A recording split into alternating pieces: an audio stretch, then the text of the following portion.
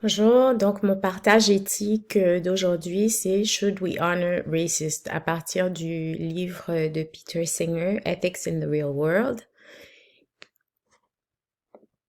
Et donc le contexte qui se passe en 2015 en fait, c'est qu'il y a eu tous ces mouvements de protestation des Noirs aux États-Unis contre les abus et assassinats de jeunes Noirs sans défense, non armés par des policiers.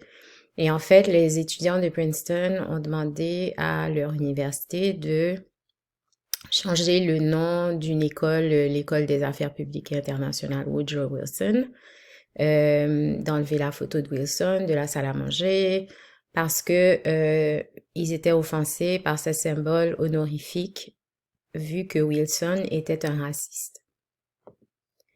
Donc, pourquoi Princeton honore Wilson? Selon Singer, c'est parce qu'il est ancien président des États-Unis, récipiendaire du prix Nobel de la paix, ancien étudiant et président de Princeton.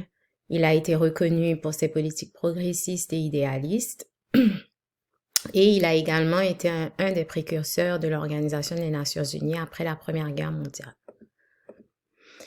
À côté de cela, Wilson voyait la ségrégation comme une bonne chose. Il a adopté des mesures ségrégationnistes durant son administration, mesures qui avaient déjà été abolies. Il les a restaurées. Il a rétrogradé tous les Noirs qui travaillaient dans son administration à des fonctions plus basses, aux fonctions les plus basses en fait.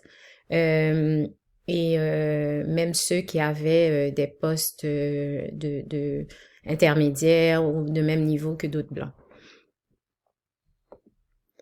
Alors, ce que j'en pense, c'est que je comprends tout à fait que ces symboles offensent, et moi aussi, je les trouve offensants.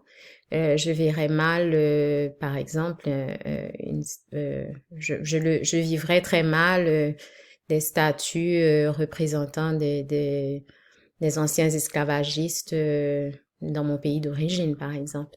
Euh, je suis aussi pour qu'on enlève ces symboles dans les lieux publics et qu'on respecte justement la mémoire des victimes ou des personnes qui ont subi euh, euh, le mal ou les actes répréhensibles que ces personnages auraient fait. Et je crois que il est souhaitable que les sociétés occidentales qui ont un passé colonialiste et ou esclavagiste euh, réfléchissent justement à cette problématique et prennent des décisions par rapport à ces symboles qui peuvent être réellement offensants pour les populations qui vivent encore avec ces séquelles du passé. Et comme le dit Singer, la conversation devrait arriver à se demander si l'honneur que l'on fait à ce type de personnage justement envoie ce message qui en fait envoie un message de non-représentation des valeurs qui sont celles des institutions qui honorent ces personnages.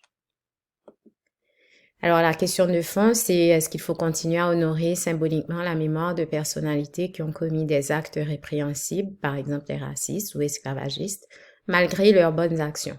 Qu'en pensez-vous?